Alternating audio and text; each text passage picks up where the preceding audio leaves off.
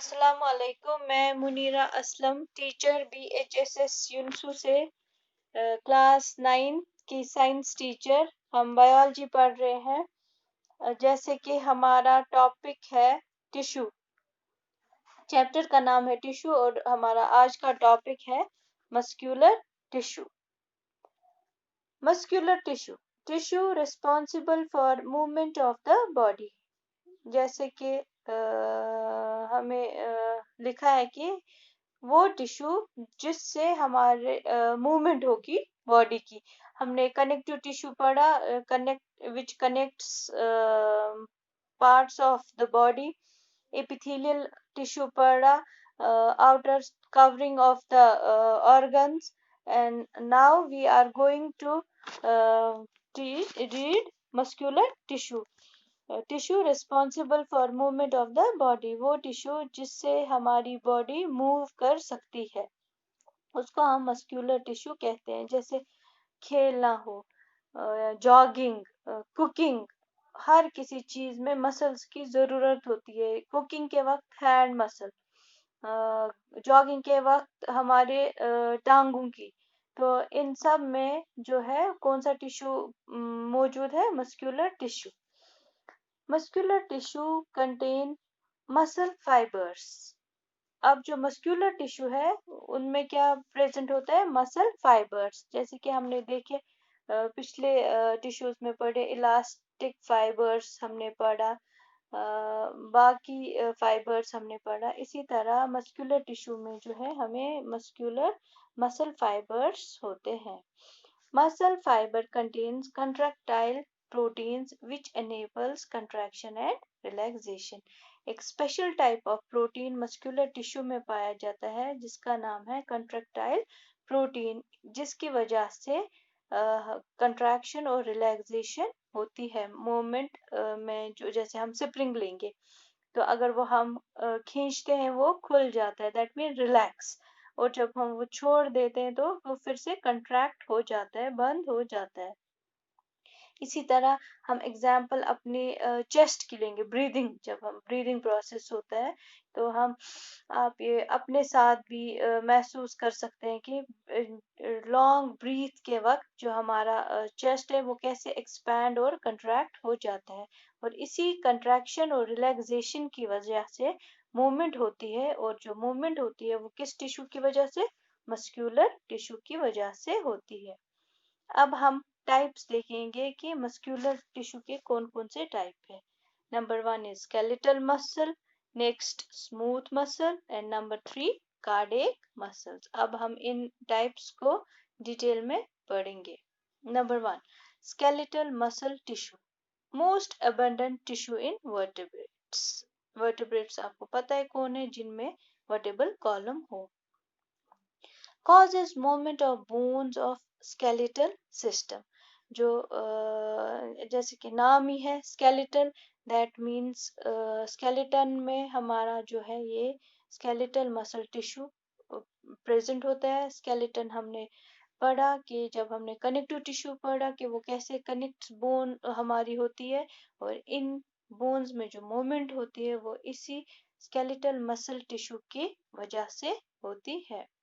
termed as voluntary muscles। voluntary means वो moment जो हमारे विल पे हो, जब हम चाहे तो मोमेंट होगी, और जब नहीं चाहे तो वो हम स्टॉप कर सकते हैं। जैसे जब हम लॉन्ग डीप ब्रीथिंग करते हैं तो उस वक्त वो हम अपनी मर्जी से कितना हम कर सकते हैं, हम अपनी ब्रीथिंग को रोक सकते हैं। तो उस टिश्यू जो वॉलेंट्री मसल्स, वो मसल्स है जो हम अपने बल पे जितना हमें चाहे उतना कर सकते हैं।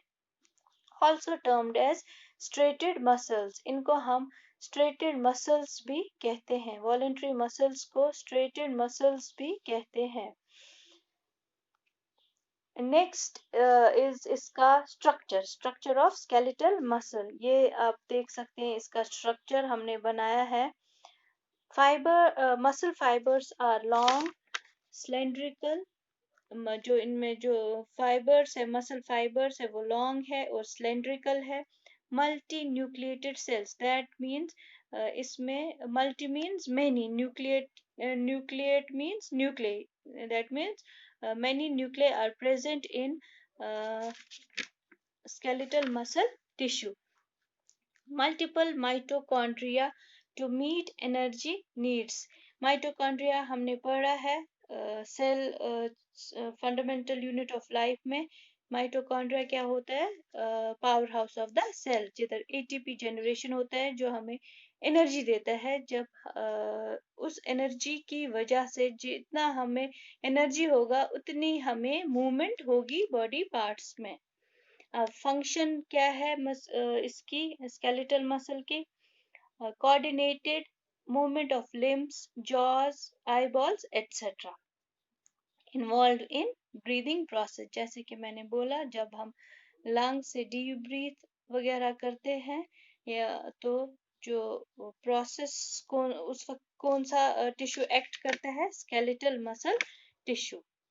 नेक्स्ट हमारा है smooth muscle tissue, number second part of muscular tissue. It controls involuntary movements of body system. Involuntary means जिन पे हमारा बस ना हो, अगर हम चाहे रोकना मगर रोक नहीं पाएंगे. जैसे कि एग्जाम्पल है एलिमेंट्री कैनाल. जब डाइजेशन होता है बॉडी में तो अगर हम चाहते कि ये ईसोफेगस स्टोमक से फिर आगे ना चले तो वो हमारे बस में नहीं है. तो उसको हम कहेंगे इनवॉलेंटरी मूवमेंट, जिसपे हम काबू नहीं कर सकते हैं, जो बॉडी में होता जाता है. जैसे हमारा ब्लड सप्लाई होता है, वो पूरी बॉडी में ऑक्सीजनेटेड डीऑक्सीजनेटेड ब्लड सप्लाई होता रहता है, तो वो हम बंद नहीं कर सकते हैं. They are termed as involuntary muscles, also termed as unstraighted muscles. इनको हम जैसे skeletal muscle में straighted muscles होती है और जो smooth muscles है वो unstraighted muscles पाई जाती है. वही कि involuntary smooth muscles में involuntary movement होती है और जो skeletal में वो voluntary. नाउ स्ट्रक्चर, ये हमें डायग्राम आप देख सकते हैं. Structure spindle shaped cells, thin elongated with pointed ends. जैसे कि आप देखते हैं कि जो इसकी सेल है वो है थिन इलोंगेटेड है और जो एंड्स है वो पॉइंटेड है. यूनिन्यूक्लिएटेड सेल, हर एक सेल में एक एक न्यूक्लियस प्रेजेंट है. स्केलेटल मसल में मल्टी न्यूक्लिएटेड सेल्स प्रेजेंट थी मगर स्मूथ मसल्स में एक सेल प्रेजेंट है. और अब इसका फंक्शन क्या है? Movement of food along the digestive tract. क्या है? जो वही movement of food from mouth, then it goes to esophagus, stomach. It is due to involuntary muscles. Contraction and relaxation of blood vessels. जो होता है वो भी स्मूथ मसल्स की जो ब्लड वेसल्स में प्रेजेंट है स्मूथ मसल्स, उसी से कंट्रैक्शन और रिलैक्सेशन होता है. Expand and contract. फंक्शंस हमने पढ़े. अब लास्ट है हमारा कार्डियक मसल्स. कार्डियक का नाम से ही पता चलता है कार्डियोलॉजी. जैसे हमारे हेल्थ डिपार्टमेंट में एक डिपार्टमेंट है कार्डियोलॉजी का डिपार्टमेंट जो हार्ट के से वाबस्ता है. तो जब हमें जाना होता है हार्ट स्पेशलिस्ट के पास तो हम बोलते हैं हमें जाना है कार्डियोलॉजिस्ट के पास. तो termed as heart muscles. Cardiac muscles को हम कहते हैं हार्ट मसल्स भी. Unique muscles found only in the walls of heart. और जो कार्डियक मसल है वो खाली हार्ट के वॉल्स में प्रेजेंट होती है. It is responsible for rhythmic contraction and relaxation of heart throughout life. ये पता है, हार्ट बीट हमेशा जब तक हम जिंदा है रिदम होती रहती है, हार्ट बीट होती रहती है और मरने के वक्त ये बंद हो जाती है. This is because of cardiac muscles is responsible for rhythmic contraction and relaxation of heart throughout life. ये जो इसकी ये सेल्स है वो सिलेंड्रिकल और ब्रांच्ड सेल्स होती है. स्ट्रक्चर कैसा है कार्डियक मसल की? Few similarities with skeletal muscles, whereas few others with smooth muscles. कुछ similarities जो cardiac muscles की है वो skeletal muscles की जैसी है और कुछ smooth की जैसी है, मगर because it is a heart muscle termed as heart muscle, इसीलिए ये अलग एक हमने टाइप किया है जिसका नाम है cardiac muscle.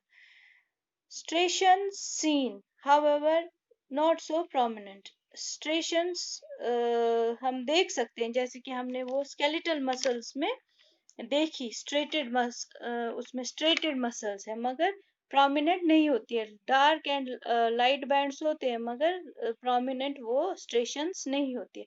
यूनिन्यूक्लिएट, अब ये किससे मिलता है? स्मूथ मसल्स के.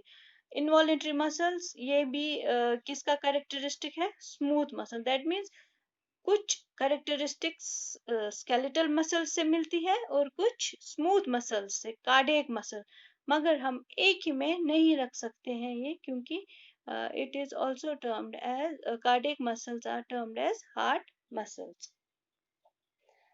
Thank you.